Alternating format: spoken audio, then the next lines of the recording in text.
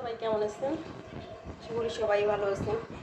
এগুলো হয়েছে নলা মাছ বলতে ওই যে রুই মাছের বাচ্চা আর কি। তো এগুলো 1 কেজি নিয়ে আসছিলো বাজার থেকে, এনে রোজার মধ্যে রেখে দিয়েছিল ফ্রিজের মধ্যে। তো এতদিন আর নামাইনি, ঠান্ডা সর্দি গেছে সেই কারণে, মানে বরফের কারণে আর ঠান্ডা কোনো কিছু ধরে নেই। আর আজকে ফ্রিজে তেমন কিছু পাইতেছি না, ছেলেকে বলতেছিলাম যে তুমি নামাও, দেখো ফ্রিজে কি আছে। তো এই মাছগুলো নামাই ভিজিয়ে রাখছে, তো এগুলো একদিন না একদিন করতে হইতোই। তো এখন কুটে কাটে তারপরে একদম লবণ মাখাই ধুয়ে ধায়ে নিয়ে আসছি। এখন এখান থেকে কিছু তুলে রাখবো আর কিছু রান্না করবো, সাথেই থাকুন। এখানে মাছগুলোকে আমি নুন হলুদ মাখাই রাখছি, আর এখন জোগাড় করব কি দিয়ে রান্না করব, ওই মশলাপাতিগুলো জোগাড় করে আসতেছি।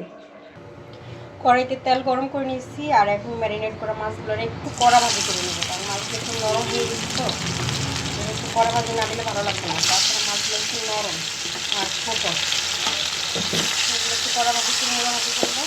তারপরে একটু পেঁয়াজ আর একটু টমেটো দিয়ে ভালো করবো, ভালো লাগবে।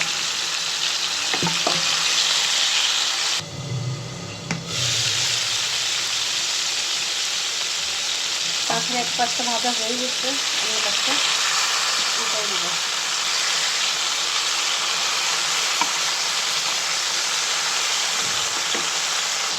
অন্য পাশটা উল্টানো শেষ, একটু ঢাকনা দিয়ে দিলাম কারণ তেল ছিটকাচ্ছে। মাছগুলো ভাজা হয়ে গেছে, কড়াইতে আরও একটুখানি তেল গরম করে এখন দিয়ে দিব পেঁয়াজ।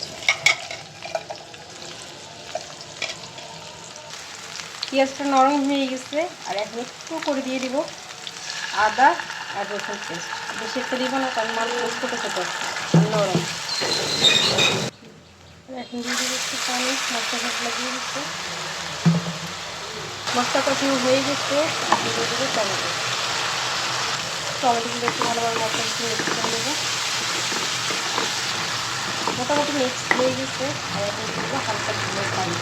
ঝুলের পানি কিন্তু আমি কড়ার উপরে পানিটা ভাবতেছি, কড়াটা ধোয়া হয়ে যায়, ঝুলের পানিটাও দেওয়া হয়ে যাবে, আর একটু লাগবে।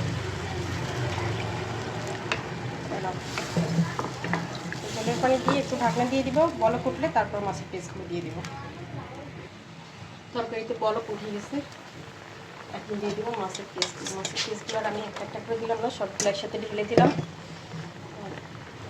একটা একটা করে দিতে একটু ধৈর্য লাগে, অবশ্য দেখতে সুন্দর হয়। পাখি দিয়ে ভালোভাবে নাড়াচাড়া করে একটা সাজাই দিলাম। আর এখন আরেকটু জাল করবো, ঢাকনা আবার দিয়ে দিলাম। আর এখন তরকারি হয়ে গেছে, চুলা বন্ধ করে দিলাম। দারুণ একটা দিক আসছে। আল্লাহ হাফেজ বন্ধুরা, সবাই ভালো থাকবেন। আর ভিডিওটি ভালো লাগলে অবশ্যই লাইক কমেন্ট শেয়ার করে পাশে থাকবেন। টাটা।